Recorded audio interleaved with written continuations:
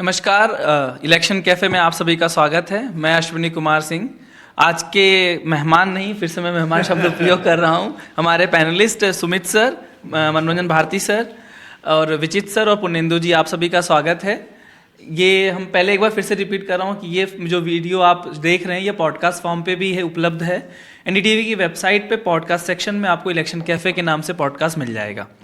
आज की चर्चा और देश भर का जो हॉट टॉपिक है आज है इलेक्शन बॉन्ड, जो इलेक्टोरल बॉन्ड एसबीआई ने जो इलेक्शन कमीशन को दिया था, जिसकी डेडलाइन आज थी 5 बजे तक अपलोड करने की, लेकिन इलेक्शन कमीशन ने थोड़ा एक्टिवनेस दिखाते हुए कल ही पब्लिश कर दिया।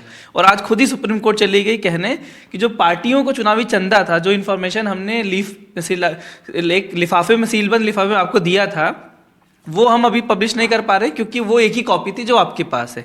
तो कोर्ट ने कहा कि हम उसका डिजिटलाइजेशन खुद करवाते हैं, फिर आपको दे देंगे, आप पब्लिश कर दीजिएगा। एसबीआई को नोटिस भी आने वाला था क्योंकि एसबीआई ने बहुत ही चालाकी से 2 लिस्ट तो दी, एक में पार्टीज को कितना पैसा मिला और एक में कंपनीज ने कितना पैसा दिया, लेकिन ये नहीं बताया कि किस इलेक्टोरल बॉन्ड का पैसा किस पार्टी ने भजाया, जिसको इनकैशमेंट कहेंगे, कि किसने इनकैश किया ये नहीं बताया। इसको लेकर सुप्रीम कोर्ट में जब बात हो रही थी तो चीफ जस्टिस ने बोला कि आपने जो यूनिक नंबर है वो क्यों नहीं दिया, जबकि फैसला जो था उसमें सारी इन्फॉर्मेशन देने की बात कही गई थी। तो इसी बात पे वो फैसला देने वाले थे, तभी बीच में इंटरप्ट करते हुए जो सॉलिसिटर जनरल उन्होंने कहा कि एसबीआई का कोई पक्ष यहाँ उपलब्ध नहीं है, इसलिए फैसला सुनाने से पहले आप उनको नोटिस जारी किए। तो सुप्रीम कोर्ट ने 2 दिन का नोटिस दिया है उनको और मंडे को इस मामले की अगली सुनवाई होगी। मंडे को पता चल पाएगा कि क्या वो जो नंबर है वो दिया जाए या ना दिया जाए। सुमित सर, कल की जो लिस्ट आई है उसमें 12,516 करोड़ रुपए की पूरा कच्चा चिट्ठा दिया हुआ है, अलग अलग पार्टीज को कितना मिला और किसने कितना दिया है। ऐसी बहुत कंपनियां हैं जिसका मुझे लगता है कि कल से पहले जनता को सरोकार ही नहीं था, जनता जानती ही नहीं होगी कि ये भी कंपनियां एग्जिस्ट करती हैं। जैसे कि जो पहली कंपनी का नाम है जिसने 1300 करोड़ रुपए दिया है, उसका नाम है फ्यूचर गेमिंग। वैसे ही मेघा इंजीनियरिंग तो मान लीजिए फेमस है, क्विक सप्लाई चेन नहीं पता था, वेदांता फेमस है, हल्दिया एनर्जी। तो ये जो कंपनियां हैं, जैसे मदन लाल जैसी कंपनियां हैं, उन्होंने 3 महीने में 185 करोड़ खरीदा और बैठ गए, चले गए। ये जो पैसा दिख रहा है, और उसमें बीजेपी सबसे बड़ी लाभार्थी है इस पूरे योजना की, एक तरीके से कहा जाए तो। और उसमें ये भी आरोप लग रहा है कि ईडी की जांच हुई कुछ एजेंसियों पे और वो उन्होंने चंदा देना शुरू किया। कुछ ये भी कहा जा रहा है कि कुछ ने चंदा दिया और उसके बदले उनको प्रोजेक्ट मिल गया, जैसे मेघा के ऊपर आरोप लगाया जा रहा है बीजेपी और कांग्रेस के द्वारा। आपको लगता है कि ये जो लिस्ट आई है वो कहीं अपोजिशन को एक संजीवनी दे की जाएगी इस पूरे मामले पर, या उनके पास एक नया टॉपिक मिला जिस पे वो घेर सके भाजपा को? धन्यवाद अश्विनी। संजीवनी देगी या नहीं देगी नहीं पता, लेकिन देश के चुनावी प्रक्रिया की सुधार के लिए बहुत ज़रूरी था कि अगर आप पारदर्शिता की बात कहकर कोई सिस्टम को एक नई चीज़ लेकर आ रहे हैं, एक नया कानून बना रहे हैं, तो वो पारदर्शिता फिर पूर्णता होनी चाहिए, वो पार्शियल पारदर्शिता नहीं हो सकती। इसी बात पे सुप्रीम कोर्ट ने इलेक्टोरल बॉन्ड के कानून को रद्द किया कि यह संवैधानिक है, ये पूर्णतः पारदर्शिता नहीं कर रहा है। कोशिश अच्छी थी, आज भी मैं कहूँगा, मेरे इस पर विचित्र से बात भी हो रही थी आने के पहले। मेरा अपना मानना है निजी तौर पर यह है, पहले जो सिस्टम था चंदा देने का, उसमें पता ही नहीं चलता था कौन किसको चंदा दे रहा है। अब हाँ बिल्कुल, क्योंकि आप 20,000 से ऊपर 20,000 तक की आप कैश दे सकते थे, उसके आप जब देते थे तो राजनीतिक पार्टियां उसकी पर्ची दिखाएं ना दिखाएं, कहाँ जाएं, पता नहीं चलता था, क्योंकि चंदा आपको सीधे आपके अकाउंट में आता था, आपके कैश में आता था, खजाने में। अब ऐसा हो गया था कि बैंक के थ्रू हो रहा था, एसबीआई के थ्रू हो रहा था कि एसबीआई बॉन्ड निकालेगा, एसबीआई बॉन्ड भुजाएगा, खरीदने वाला भी एसबीआई के पास आएगा, बेचने वाला भी एसबीआई के पास आएगा। तो सब चीज़ें एसबीआई के थ्रू हो रही थी। उस लिहाज से प्रक्रिया अच्छी थी। अमेरिका में मैं थोड़ा सा डाइवर्स कर रहा हूँ अपने आप को, अमेरिका में लॉबिस्ट होते हैं। हाँ। अमेरिका में डिक्लेयर्ड लॉबिस्ट होते हैं कि कौन डेमोक्रेट है कौन रिपब्लिकन है, और बता के करते हैं कि उनकी पार्टियों को हमने इतना चंदा दिया और हम इस पार्टी के इस कैंडिडेट के लिए खड़े हुए। अभी वो चुनावी मौसम में देख लीजिए, आप वहाँ जाइए, सब जानकारियाँ पब्लिक डोमेन में है कि कौन सी बड़ी कंपनी कौन ट्रम्प को सपोर्ट कर रहा है, कौन बाइडेन को सपोर्ट कर रहा है। ये दुनिया में सिस्टम है, उसी दिशा में चीज़ें जानी चाहिए थी। वो ट्रांसपेरेंसी अगर हो जाती तो बड़ा अच्छा होता, पता लग जाता कि आपने जितनी कंपनियों के नाम लिए, फ्यूचर ग्लोबल हो या जो भी थे, हाँ, इनके चंदे उन्होंने किसको दिए, अगर ये खुद बता दें तो दिक्कत किस बात की है कि भाई हमने भाजपा को दिया, हमने कांग्रेस को दिया, हमने टीएमसी को दिया, हमने आम आदमी पार्टी को दिया।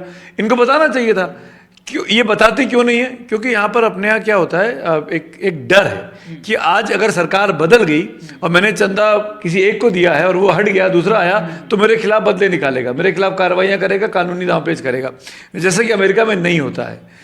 तो इसी डर से यहाँ पे कंपनियां चंदा देने के वक्त पे छुपती हैं, बताती नहीं है, डिक्लेयर नहीं करती हैं। पर अगर ये प्रक्रिया, अगर हम चुनावी प्रक्रिया को साफ सुथरा करने की बात कर रहे हैं, तो मेरे ख्याल से ऐसा होना चाहिए कि आप डिक्लेयर कर दें। पर ये बात की बात है। पहली बात तो मैं फिर से भाई बोलूँगा अश्विनी, हम रोज डिबेट करते हैं कि भाई चुनाव में खर्चा होना ही नहीं चाहिए ना, हम उस दिशा में क्यों नहीं बात करते? हम क्यों एक कैपिटलिस्ट कंट्री की तरह बात कर रहे हैं? हम कैपिटलिस्ट नहीं, हम पूंजीवादी देश नहीं है, हम समाजवादी देश हैं। हम सबको बराबरी का हक देने के विश्वास करते हैं। हमारे यहाँ हम मतलब कोशिश यही है कि सबको 2 वक्त की रोटी मिलनी चाहिए। तो ऐसे में चुनावी प्रक्रिया कैसे कम खर्चीली हो, उस पर काम करना चाहिए। जब तक चंदे की बात होगी, अरे हम सब जानते, मैं आज विचित्र को यही बात बोल रहा था दोपहर में, कि अगर कोई भी चंदा दे रहा है बाबा, तो धर्मार्थ तो थोड़ी कर रहा है। और धर्मार्थ कर रहा होता तो मैं वैष्णो देवी ट्रस्ट में दे देता, मैं राम जन्मभूमि ट्रस्ट में दे देता, मैं किसी मस्जिद में जाके दे देता, मैं किसी चर्च को दे देता। अगर मैं एक पार्टी को दे रहा हूँ चंदा, इसका मतलब कि मुझे कुछ काम है उस पार्टी से। कल मेरी जमीन का मामला आएगा, कल मेरे ऊपर ईडी की छापे नहीं पड़ने चाहिए, परसों मुझे 4 और जगह पे जमीन चाहिए है, मुझे कोई बड़ा कॉन्ट्रैक्ट चाहिए सड़क बनाने का, रेलवे बनाने का, तो मुझे वो मदद लेनी है सरकार से। तो जो आदमी चंदा देता है तो इसी, और ये साबित हो रहा है। कल की जो बॉन्ड की लिस्ट आई है उसमें जो तमाम तफसील से आप लोगों ने, आपने, बाबा की टीम ने जो मेहनत की है, रिपोर्टर्स ने, वो आज शाम को हम 9 बजे खबरों की खबर में दिखाएंगे भी। उसमें देखिएगा कि कैसे स्थापित हो रहा है कि यहाँ से आपने चंदा दिया क्योंकि आपके यहाँ ईडी की रेट पड़ी थी, तो आपने चंदा दिया 200, 300, 800, 600, 700, जो भी करोड़ या लाख रुपए, और आपके पास रेट बंद हो गई। तो ये क्या था? तो अगर इन्फोर्समेंट डायरेक्टरेट को कोई ट्वीट करके ये कह रहा है कि एक्सटॉर्शनेट डायरेक्टरेट था ये, कहीं ना किसी लोगों ने ट्वीट किया है, तो ये बात कहीं ना कहीं दिखती हुई है इस चीज़ में।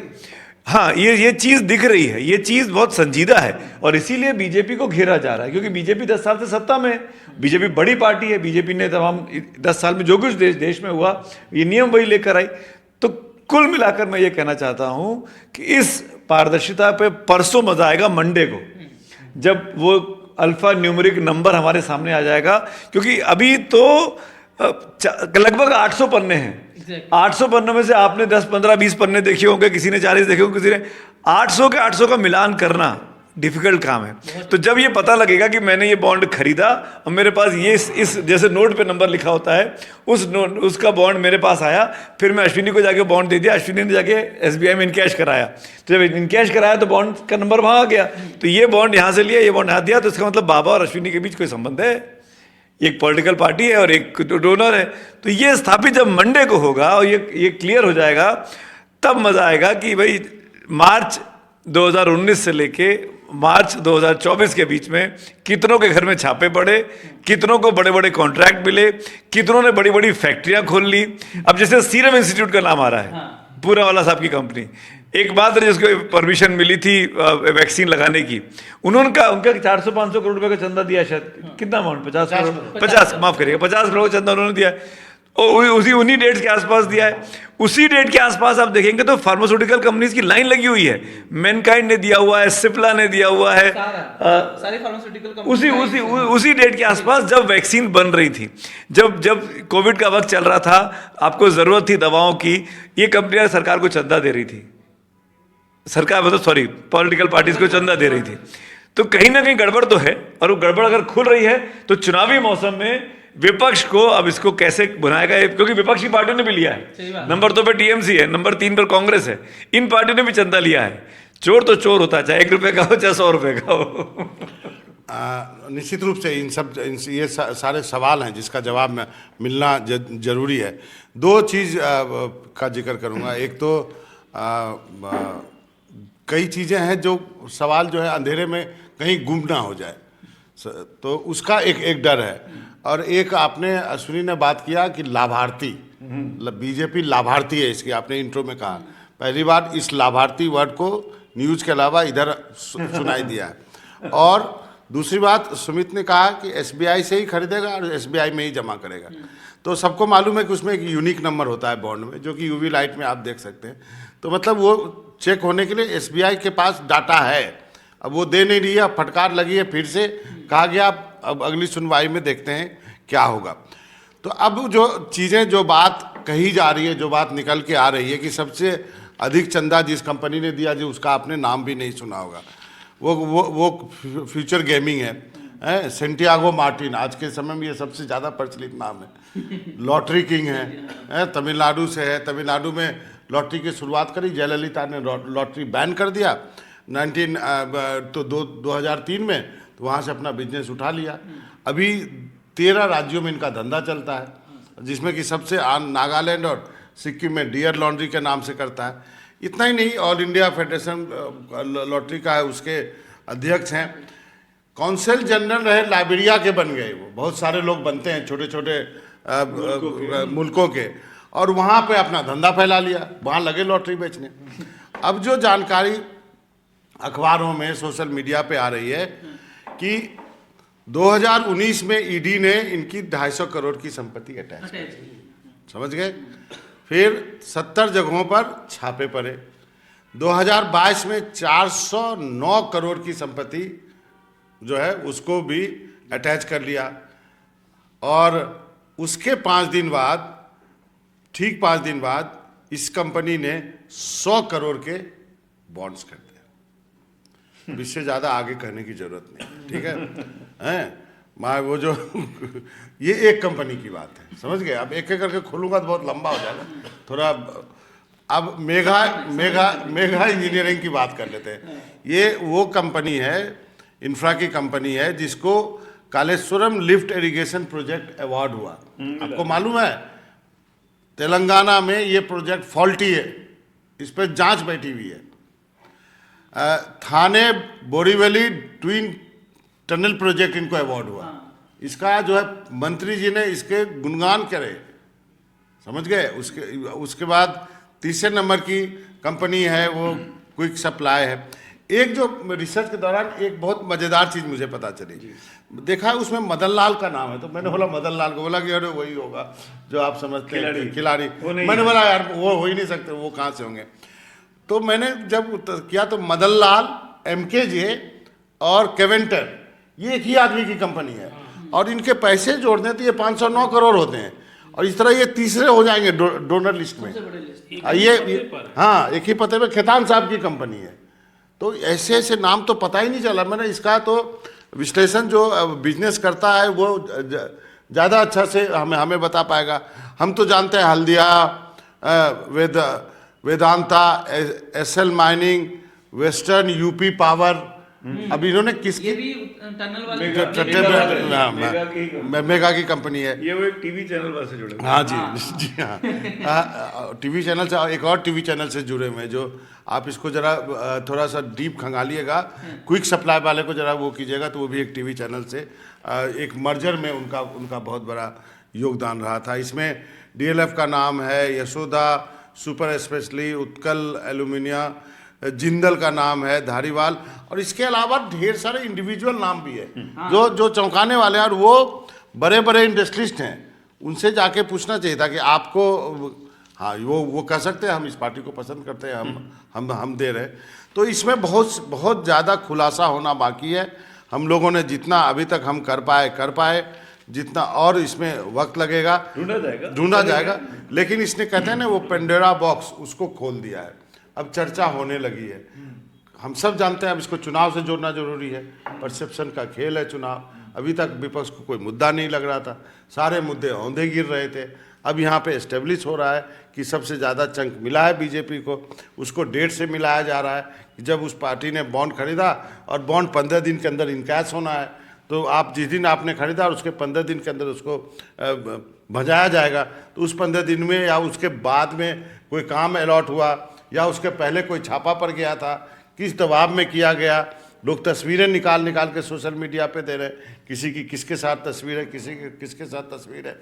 सुमित ने वो वैक्सीन वाली बात कही। आप सोचिए कि मतलब यदि आप कोई बैठ के इसको गहराई से सोचे तो बहुत ही चौंकाने वाले तथ्य है ये। और एक लास्ट में एक चीज़ कहूँगा, विचित्र जी के पास जाना है कि इसमें जो है मार्च 2018 से लेकर मार्च 2019 तक उसका डाटा नहीं है। वो 2500 करोड़ का डाटा है वो, उसी की इंफॉर्मेशन के लिए इलेक्शन कमीशन समझ गए। तो ये जो है आपको 1 साल बाद का डाटा दिया गया है। एक चीज मैं आपको विजय सर थमाऊं, एक कंपनी है बाबा जो उत्तराखंड के जो टनल जब गिर गया था, जिस कंपनी ने बना था उसका नाम है नवयुग, उसके ऊपर ईडी रेट हुई तो उस कंपनी ने 55 करोड़ रुपए का इलेक्टोरल बॉन्ड दिया। अगर ढंग से वो बना लेता कम से कम वो कोलैप्स तो टनल नहीं होता। आपसे सर ये पूछ रहा हूँ, हम बीजेपी पे कहते हैं कि 6,500 करोड़ लाभार्थी है भाई, सवाल ये है उसकी 14 राज्यों में सरकार है, केंद्र में सरकार है तो पैसा भी पाएगी ज़्यादा, लेकिन एक राज्य में सरकार होने के बावजूद सबसे ज़्यादा सेकंड नंबर पे अगर कोई पार्टी पाई है तो टीएमसी 1600 करोड़ रुपए। ऐसा क्या है बंगाल में कि सब इतनी पार्टियां उसको पैसा दे रही, क्या देखते हैं इसके पीछे आप? और एक चीज और अब विशेष जी, बीआरएस की भी एक ही में है, उसको भी 1214 करोड़ मिले हैं, मैंने 1000 करोड़ ऊपर मिले हैं। बीजेडी को 775 करोड़, डीएमके को 639 करोड़, वाईएसआर कांग्रेस को 337 करोड़, तेलुगु देशम जो सत्ता में नहीं है 218 करोड़, शिवसेना 158 करोड़, और हमारे बिहार की राजद को 72 करोड़। जेडीयू नहीं है जी, बहुत कम रहा होगा, ये टॉप 10 ही लेता है ना, टॉप 10। हाँ, तो बाबा ने और सुमित जी ने जो कह दिया उसके बाद तो अब कहने के लिए बहुत मैं कुछ माफी नहीं। चाहता हूं, मुझे जाना पड़ेगा। नहीं, नहीं। आप लोग कर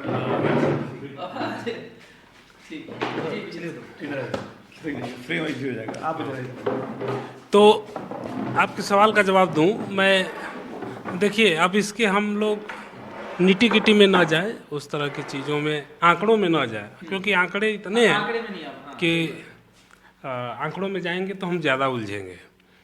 आप ये समझिए कि इसके फलितार्थ क्या है। हमारे यहाँ भोजपुरी में एक लोकगीत है कि चंदा मामा आरे आवा पारे आवा नदिया किनारे आवा, बचवा के मुँहवा में दूध भात ले ले आवा, बबुआ के मुँह में थरी, सोनवा के थरिया में दूध भात ले ले आवा, बबुआ के मुंह में घोटू। कोई बच्चा रूठ जाता है तो उसकी माँ बड़े वात्सल्य के साथ और प्रेम के साथ उसको मनाती है, उसको खिलाती है, तो ये गीत गाती है।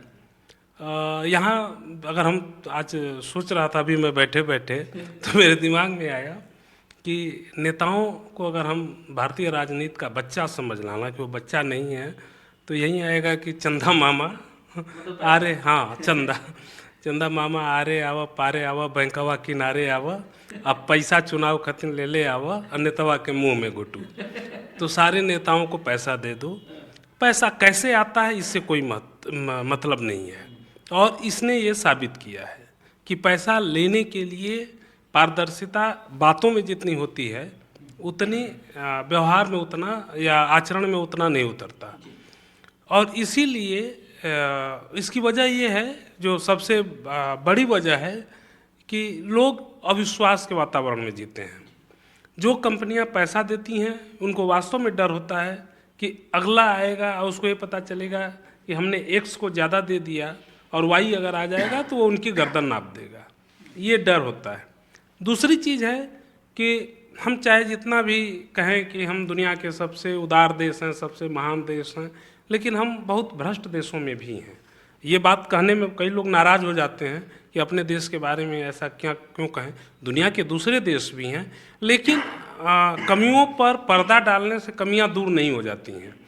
और ये भ्रष्टाचार कैसे दिखता है कि जब अभी बाबा बोल रहे थे तो मेरे दिमाग में एक बात आई कि जितनी फार्मास्यूटिकल कंपनियां पैसा दे रही थीं, अभी कुछ दिन पहले ही हम लोगों ने एक स्टोरी बनाई कि कैंसर का नकली दवा दिल्ली में दी। वो फार्मास्यूटिकल कंपनियों को कहाँ से शक्ति मिलती है? उनको इस बात से मिलती है कि हमने अपनी रक्षा के लिए पैसे दे दिए हैं, वो हमारी रक्षा करेंगे। मैं थोड़ा सा कहूँगा आपको, दो अलग अलग चीज़ें हैं जो मैं समझ पा रहा हूँ। फार्मास्यूटिकल कंपनी तो नकली दवा नहीं बनाएगी ना, उसकी दवा में नकली दवा कोई और मिला रहा था, कोई चोर है, कोई लफंगा है बीच में जो उनकी दवा में खुरपेच करके या उनकी शीशियों में नकली दवा भर के बेच रहा था। इसको ऐसे समझना चाहिए।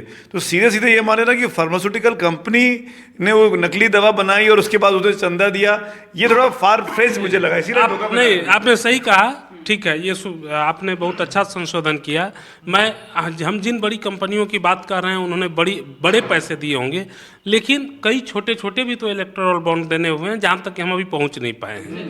तो उनमें कौन लोग होंगे? तमाम प्राइवेट अस्पताल भी तो होंगे जहाँ पर आपको सही से इलाज नहीं मिल पाता है। यथार्थ का नाम है, हाँ, नोएडा का अस्पताल है यथार्थ, इसका हाँ, नाम है, कई नाम बार है। चंदा देने का। सही बात है। और यूपी के चुनाव के ठीक पहले के आसपास की बात है। 140 करोड़ के ऊपर का चंदा दिया। तो ये है, इसीलिए विपक्ष कह रहा है कि ये ब्लैक मनी को व्हाइट करने का जरिया है। आज एक किसी दूसरे चैनल के कॉन्क्लेव में वित्त मंत्री ने इस पर बयान दिया। अच्छा। वित्त मंत्री निर्मला सीतारामन ने कहा कि ऐसा पहले भी कभी फुल प्रूफ नहीं था। उन्होंने ये बात कही। उनके कहने से ये बात तो है कि फुल प्रूफ ये भी नहीं है, लेकिन वो ये कह रही हैं कि जितना अब तक हुआ है उससे बेहतर है। लेकिन हम किस बेहतर की बात कर रहे हैं? क्या बेहतर ये है कि दूसरे जिस तरह से चला रहे थे चीज़ों को, हमने उसमें थोड़ा सा एक पॉइंट डाल दिया, जैसा कि सुमित जी ने कहा था कि भाई पहले ये स्पष्ट नहीं था कि कौन किसको दिया। हालांकि सरकार को सब पता होता है, क्योंकि मेरे अकाउंट में कोई पैसा आ रहा है तो सरकार से थोड़े ना बचेगा, वो बैंक से बिल्कुल, वो सारी चीज़ें, आपका पैन, आपका आधार आपके साथ बिल्कुल जुड़ा हुआ है वो। तो इसीलिए वो चीज़ें तो अपनी जगह हैं। वास्तव में इसके लिए सारे दलों को सोचना पड़ेगा कि सारे दल मिल करके क्या सोचते हैं। अब आपने एक सवाल पूछा कि टीएमसी को सबसे ज़्यादा पैसा क्यों मिला जी। उन कंपनियों का आप देखिए कि ज़्यादातर का हेडक्वार्टर कोलकाता में है। तो कोलकाता में है तो कोलकाता में कौन सबसे बड़ा शक्तिशाली कौन होता है? जिसके हाथ में पावर है। ममता के हाथ में पावर है, ममता को मिला, कल किसी और के हाथ में होगा उसको मिलेगा। बीजेपी को भी सबसे ज़्यादा पैसा मिला है। बीजेपी पूरे देश में राज कर रही है, कई राज्यों में राज कर रही है।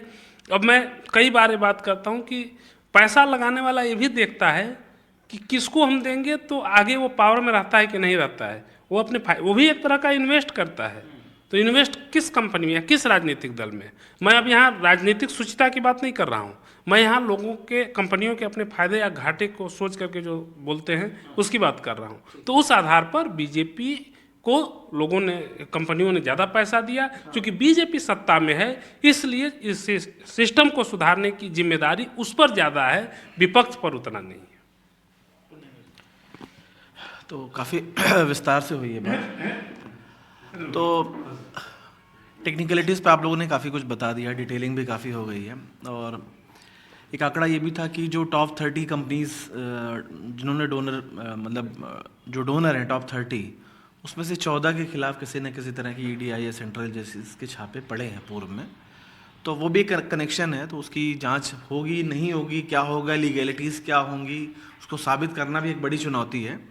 मैं आ रहा हूँ मुद्दे पे कि चुनाव, लोकसभा चुनाव 2024, कल उसका ऐलान होना है। ऐलान से 2 दिन पहले ही विपक्ष के हाथ में एक बड़ा मुद्दा आया है। और जिस तरह की रिपोर्ट्स आ रही हैं, हम लोग भी देख रहे हैं सोशल मीडिया और तमाम जो मीडिया ऑर्गेनाइजेशंस उसको लेकर रिपोर्ट्स कर रहे हैं। कुछ इन्वेस्टिगेटिव जो पोर्टल्स हैं इस पर काम करते हैं, वो इस्टेब्लिश उन्होंने किया है कि बहुत सारे लोगों के खिलाफ ईडी और उनके मामले चल रहे हैं। तो राहुल गांधी ने जैसा बोला कि ये एक सबसे बड़ा बिगेस्ट स्कैम है और ये चुनाव से जुड़ा हुआ सीधा सीधा मामला है, तो आरोप में कहीं ना कहीं बल मिलता है। अब सवाल है विपक्ष इसको किस तरह से उठाता है, क्योंकि ज़्यादा या कम विपक्ष ने भी लिया है।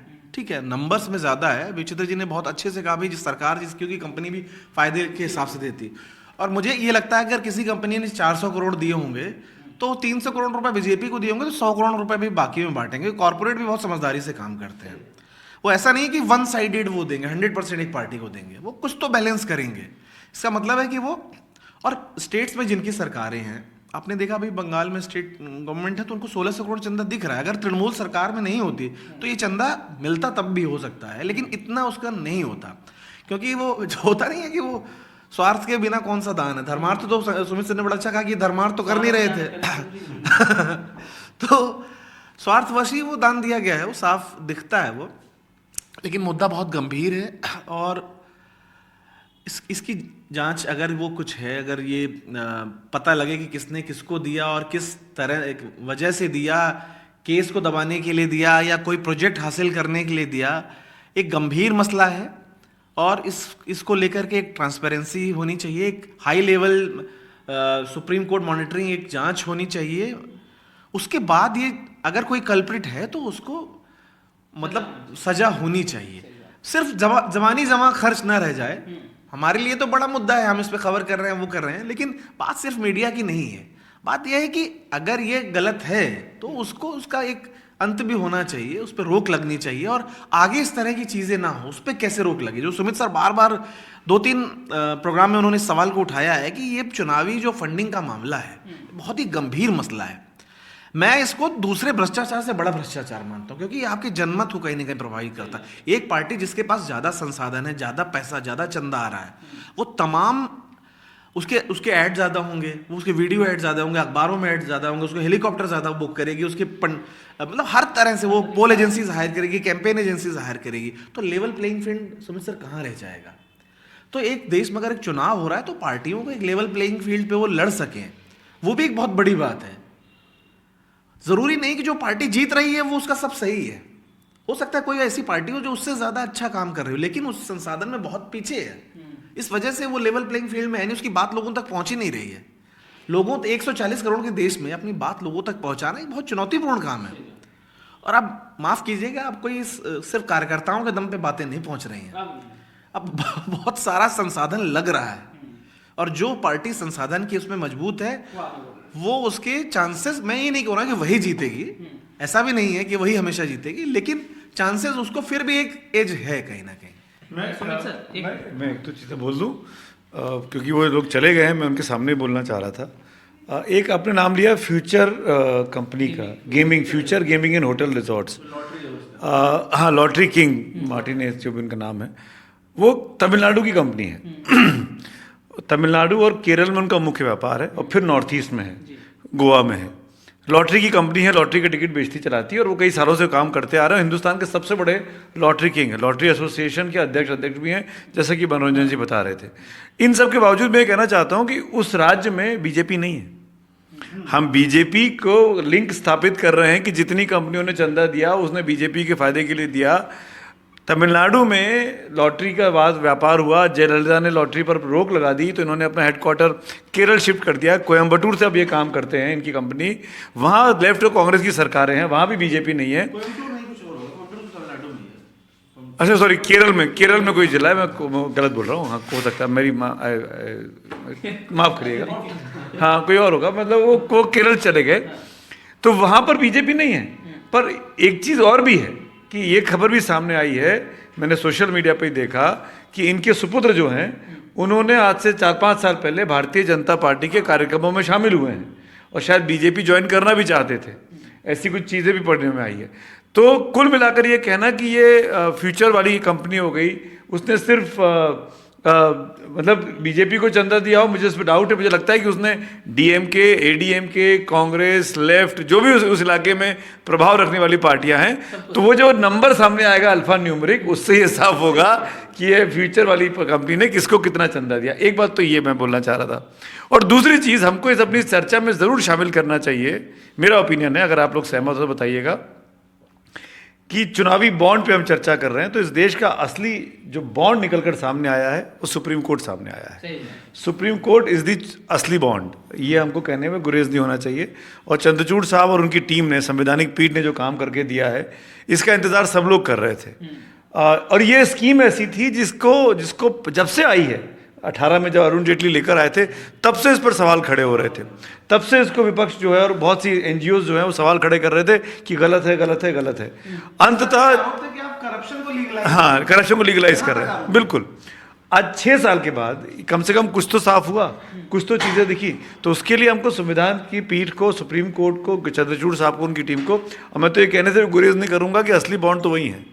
कम से कम इस मामले में उन्होंने अपनी बॉन्डगिरी दिखा दी है कि चुनावी बॉन्ड नहीं, ये देश की व्यवस्था को साफ सुथरा करने की एक बात वो कर रहे हैं। बस ये 2 बात क्योंकि सब 2 लोग चले गए हमारे, मैं छोटा सा एक रिएक्शन आप लोग दे दीजिएगा एक विषय पे, बस आपसे पूछना चाह रहा हूँ दोनों लोगों से, क्योंकि आंकड़ों में हम जाएंगे ना तो दर्शक आंकड़े पढ़ रहा है और वो घूम जाएगा, ठीक है। सुनने वाला जो हमारा पाठक है और दर्शक है ना, वो आंकड़ेबाजी में उलझ जाते हैं कई बार। इसलिए मैं एक राजनीतिक बात ये पूछना चाहता हूँ, क्योंकि 4 और 9 का इलेक्शन जो है, उस समय मैं थोड़ा छोटा था, मेरी याददाश्त कमज़ोर, मतलब उतना याद नहीं जितना आप लोगों को याद होगा। इससे ये भी पता चल जाए मेरी उम्र छोटी है आप लोग बड़े हैं। तो मैं आपसे ये कहना चाह रहा था उसमें सर कि क्या उस समय आपकी याददाश्त में ये है कि कोई पार्टी यानी कांग्रेस उस समय ताकतवर थी, 4 में तो नहीं थी, 9 में काफ़ी थी, क्या उसके पास आपके नज़र में कभी ऐसा आया हो कि उसके पास 5 हेलीकॉप्टर और बीजेपी के पास एक भी हेलीकॉप्टर नहीं है? 9 और 4 का बताइएगा, क्योंकि उन लेवल प्लेइंग फील्ड की बात कर रहे हैं हम लोग। आज के समय में जो बीजेपी और कांग्रेस के बीच का फर्क है वो 6,000 करोड़ तो ये 1,000 करोड़, 10 गुना का फर्क है। क्या उसमें भी इतना फर्क था? देखिए आंकड़ा तो नहीं है क्योंकि उस वक्त तो बॉन्ड थे नहीं, उस वक्त तो चीज़ें पब्लिक डोमेन में आई नहीं, तो कितने हज़ार करोड़ का अंतर था या कितने का फासला था ये तो मैं नहीं बता सकता।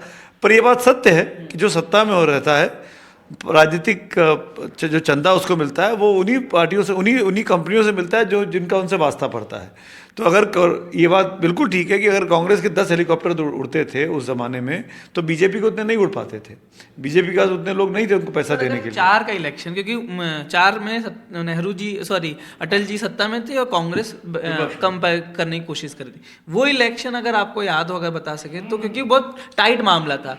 क्या इतना चीज़ों का डिस्पैरिटी थी, मतलब कि आपके पास 10 गाड़ियां, उनके पास एक गाड़ी नहीं, आपके पास 10 हेलीकॉप्टर, उनके पास एक भी हेलीकॉप्टर नहीं है, आपके पास विज्ञापन देने के लिए पैसा 1,000 है, उनके पास 500 रुपये भी नहीं है। ये बात फैक्ट है।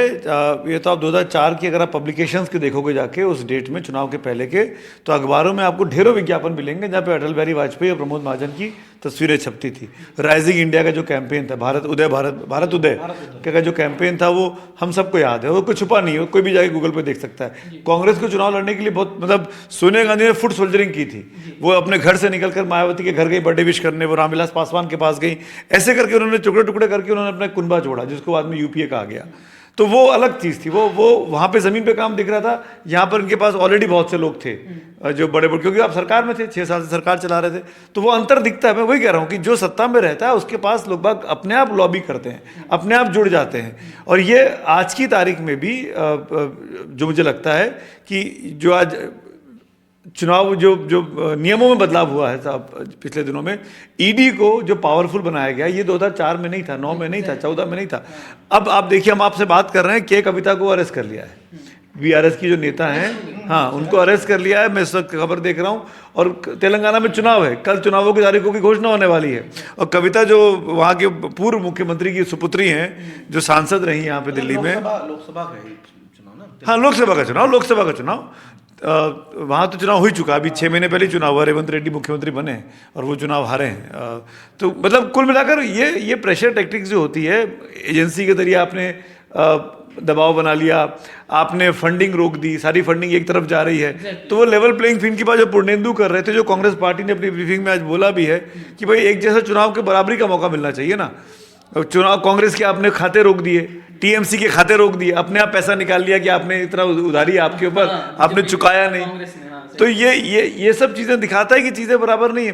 पर मैं फिर वही कह रहा हूँ कि जो सत्ता में रहता है वो ऐसा ही करता है, जो उसके पास जितने उसके पास हथियार होते हैं उसका इस्तेमाल करता है, कोई उससे छुपा नहीं है। अखिलेश थे, तो आप याद करिए, जब मुलायम सिंह थे तो यूपी में अडानी से लेके अंबानी से लेके और तमाम लोगों के, उस वक्त तो अडानी नहीं थे लेकिन अंबानी, टाटा, बिरला, इन सब के वो यूपी कॉन्फ्रेंस करते थे। मोदी जी जब गुजरात में तो वाइब्रेंट गुजरात होता था, है ना। तो जो मुख्यमंत्री होता है वो अपने राज्य के विकास के लिए उद्योगपति को बुलाता है, और धंधा व्यापार तो उद्योगपति करेगा ना, हम और आप तो कर नहीं सकते, हम और आपके पास तो पैसा है नहीं, तो वो तो उन्हीं को बुला के उनके साथ फोटो करेगा। तो भाई जिसकी सरकार रहती है उसके पास लोग अगर जुड़ते हैं तो जुड़ते हैं। आप बस कंक्लूड कर दीजिएगा एक विषय कि आज एक इसको आयरनी बोले कि इलेक्टोरल बॉन्ड की हम खबरें जहां पढ़ रहे थे, उसी अखबारों पे सबसे ऊपर प्रधानमंत्री और बीजेपी का एडवर्टीजमेंट है, और उसी के नीचे उन्हीं को क्रिटिसाइज करते हुए इलेक्टोरल बॉन्ड की जानकारियां दी गई हैं। वही हाल टीवी का भी है, तो ये आयरनी ही है। लेकिन जैसे सर ने कहा कि भाई आप सत्ता में तो आप करेंगे, लेकिन क्या आप बात करके जो आए हैं, बीजेपी जो बात करती है या कोई भी जब पार्टी सत्ता में आती है वो बदलाव की बात करती है, लेकिन आप उसी ढर्रे पे चलते हैं जो ढर्रा पिछला है, या आपको वो पसंद आता है क्योंकि उसमें आप विपक्ष को खत्म करना चाहते हैं और खत्म कर भी रहे हैं। आप राजनीति में सुचिता की बात जरूर करते हैं, लेकिन वो दिखता कहीं नहीं है कागज पे। तो क्या सिर्फ बातों से काम होगा या कुछ बदलाव के लिए आपको कुछ एक्शन लेना पड़ेगा? नहीं, देखिए, डेमोक्रेसी धीरे धीरे इवॉल्व करती है, और आप यूएस में पाएंगे कि बहुत सारे कॉरपोरेट ओपनली किसी पार्टी को एंडोर्स करते हैं, फंड रेज करते हैं उनके लिए, और वो पॉलिटिकली उनकी आइडियोलॉजी होती है। हमारे देश में थोड़ा ये चीज़ मुश्किल है। हमारा कॉरपोरेट बहुत मुखर होकर के कोई बयान नहीं देता है। कभी कभी अगर किसी कॉरपोरेट नेता ने कुछ बयान दिया तो आज के दौर में उसकी ट्रोलिंग हो जाती है। बजाज साहब का एग्जाम्पल अगर आप लोगों को याद हो, राहुल बजाज साहब का, तो वो चीज़ें होती है।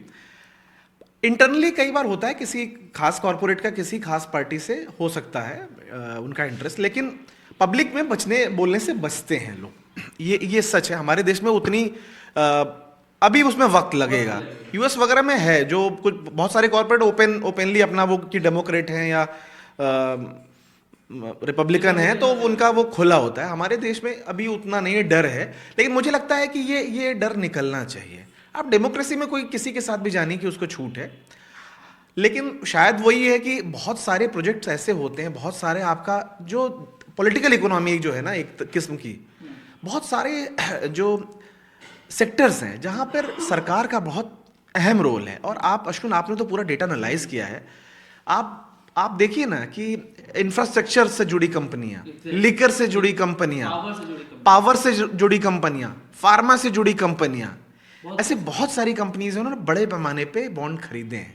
वो क्या दिखाता है कि इंफ्रास्ट्रक्चर के बड़े प्रोजेक्ट्स तो कौन देता है? सरकार ही तो देती है ना। कोई प्राइवेट आदमी थोड़ा ना टनल बनाने के लिए कोई ठेका देगा। तो बहुत सारी ऐसी चीज़ें हैं। फार्मा में देखिए कि चूंकि हमारे यहाँ फार्मा पॉलिसी गवर्नमेंट से कंट्रोल होती है, एनपीपीए जो है आपकी प्राइस सीलिंग करती है, तो 10 पैसे ऊपर नीचे होने से एक दवा के दाम में सुमित सर आपके सैकड़ों करोड़ प्रॉफिट पे असर पड़ता है। तो ऐसी बहुत सारी चीज़ें जो आपके धंधे पे सरकार का बहुत वो होता है। अभी ठीक है, बहुत जो लिबरलाइजेशन के बाद चीज़ें बहुत सारी वो हुई हैं, लेकिन अभी भी बहुत सारा जो धंधा है उसमें सरकार का भयानक रोल होता है। और आप पाएंगे जो इंफ्रास्ट्रक्चर है, जो हमने एग्जांपल्स लिए, वो कंपनियां कहीं ना कहीं वो सरकार के दबाव में होती हैं और उनका धंधा जो है वो बिना सरकार के सहयोग से नहीं चलता है। तो वो एक सच्चाई है। लेकिन असली बात ये है कि ये चीज़ें सही कैसे होंगी? एक पार्टी सत्ता में है तो लोग, जाहिर सी बात है, वो उनको फायदा प्रोजेक्ट लेने हैं तो सत्ताधारी पार्टी को ही देंगे। या आज जो बीजेपी की सरकार है तो ईडी का वो दुरुपयोग की बात होती है।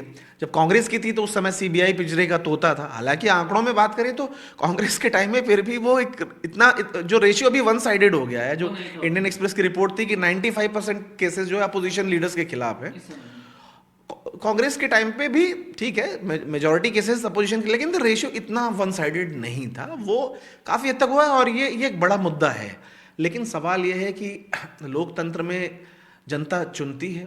अगर वो प्रधानमंत्री मोदी को चुन रही है बार बार और उनकी लोकप्रियता दिनों दिन बढ़ रही है और ऐसे तमाम चीज़ें जिसका उन्होंने वादा किया था और उनके वोटर को वो कैटर करता है, 370 उनके वोटर को कैटर करता है, राम मंदिर उनके वोटर को कैटर करता है, और साथ में जो 80 करोड़ जो फ्री अनाज है, ऐसी बहुत सारी लाभार्थी स्कीमें हैं और कास्ट का कार्ड भी उनको मैच करता है कि वो पहला एक ऐसा जो पीएम है, दूसरे पीएम है ओबीसी, लेकिन आप पावरफुल के हिसाब से देखें तो उनका कदम बहुत बड़ा है। तो ओबीसी कम्युनिटी उसको भी कहीं ना कहीं उस ढंग से देती होगी। तो चीज़ें उनके कहीं ना कहीं उनके हाथ में है। तमाम ओपिनियन पोल भी इसका इशारा करते हैं। लेकिन अभी मैं कहता हूँ कि ये अच्छा मौका विपक्ष को मिला है।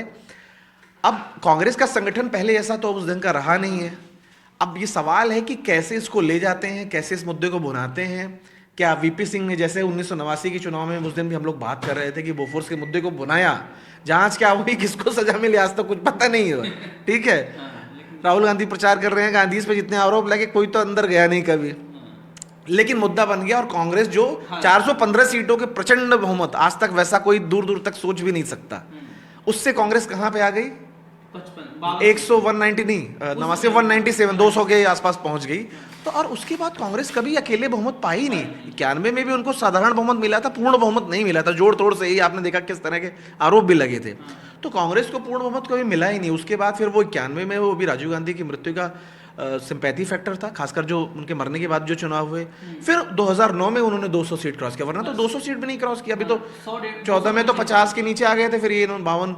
अब बातें ये होती हैं कि विपक्ष का नेता का पद नहीं मिलेगा। आप सोचिए एक ऐसी पार्टी जिसने 415 सीटें जीती हों, आज स्थिति ये है कि ये बातें लोग करते हैं। तो अब कांग्रेस के पास मौका है, कैसे बुनाती है उसके ऊपर है। सुमित सर कुछ एंड करना चाहेंगे बोल के?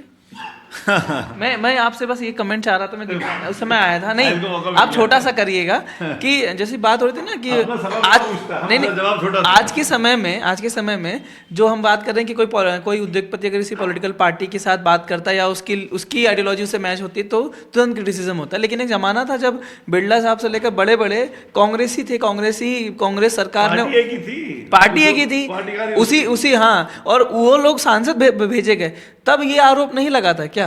तब क्या ये बातें नहीं होती थी? क्यों नहीं लगे सर? लाइसेंस नहीं, क्यों नहीं? मैं तुम मुझे कई बार ऐसा लगता है कि हम बेमानी की बहस कर रहे हैं। पब्लिक को सब पता है, कोई चीज़ छुपा नहीं है। देखो, अब मैं फिर इस बात को रिपीट कर रहा हूँ कि उद्योगपति देश के दुश्मन नहीं होते हैं। उद्योगपति जब काम करते हैं देश के अंदर ही काम कर रहे हैं, व्यापार लगा रहे हैं, दुकान लगा रहे हैं, मॉल बना रहे हैं, सड़कें बना रहे हैं, ट्रेन चला रहे हैं, हवाई जहाज चला रहे हैं, तो कौन चल रहा है उसके अंदर? हम और आप ही तो चल रहे हैं एज ए कंज्यूमर। उसके अंदर काम कौन करता है? हमारे भाई बहनी तो काम करते हैं, हमारे देश के तो काम करते हैं। तो उद्योगपति देश की अर्थव्यवस्था की मुखालफत नहीं करता है, देश के लिए कोई वो जड़ें नहीं खोदता है। जब तक ये साबित ना हो जाए कि उद्योगपति ने व्यापारिक तौर पर भारत को नुकसान पहुंचाया किसी और देश को फायदा पहुंचाने के लिए, तब तक वो तो हिंदुस्तानी है, चाहे कोई भी हो। अगर इंदिरा गांधी की सरकार थी और उस वक्त धीरूभाई अंबानी आगे बढ़े तो सबको पता है, किसी और विपक्षी पार्टी थी नहीं उस वक्त में। ऐसे ही अगर यूपीए की सरकार आई तो कुछ लोग आगे बढ़े, मोदी की सरकार आई कुछ लोग आगे बढ़े, वाजपेयी की सरकार आई कुछ लोग आगे बढ़े। तो व्यापारियों का तो सरकारों के साथ हमेशा अच्छा संबंध रहा है, और जो व्यापारी होता है वो किसी भी, क्योंकि हम फेडरल स्ट्रक्चर में रहते हैं, वो दिल्ली की सरकार से भी संबंध अच्छा रखता है, वो राज्य की सरकार से भी संबंध अच्छा रखता है, भले दोनों जगह विपरीत पार्टियां क्यों ना हो। व्यापारी का काम तो व्यापार करना है। व्यापारी भाई, दिल्ली से अब कोई बड़ी स्कीम आएगी तो दिल्ली की कैबिनेट पास होगी, संसद से पास होगी, तो दिल्ली की सरकार को खुश रखना है। लेकिन व्यापार धंधा उसको जाके अगर बंगाल में करना है, राजस्थान में करना है, केरल में करना है, मध्य प्रदेश में करना है, तो उनकी मुख्यमंत्री को खुश करेगा, उनकी सरकारों के साथ काम करेगा, उनके लोगों को धंधा देगा। तो व्यापारी होना कोई गाली नहीं है। व्यापारी को आप इस तरह पेंट मत करिए कि व्यापार जो करता है वो सब चोरी होते हैं, ऐसा बिल्कुल नहीं है। चोर होता है। चोर तो वो भी होता है जो सड़क पे खड़ा होता है और पॉकेट मार लेता है लोगों का, वो भी चोर होता है। चोर ये आपको साबित करना पड़ेगा, आप उसको जनरलाइज नहीं कर सकते। पहली बात तो ये। दूसरी बात मैं ये कहना चाहता हूँ कि इस पूरी कहानी में, इलेक्टोरल बॉन्ड की कहानी में, चुनावी चंदे की डिटेल सामने आ गई है। चुनावी चंदे के जरिए किस पार्टी को कितना पैसा मिला वो भी सामने आ गया है। चंदा मामा कौन है ये परसों पता लगेगा, मंडे को। तो चंदा मामा तक सोमवार तक इंतजार करिए। मिलते हैं किसी और विषय के साथ कल। तब तक के लिए बहुत बहुत धन्यवाद।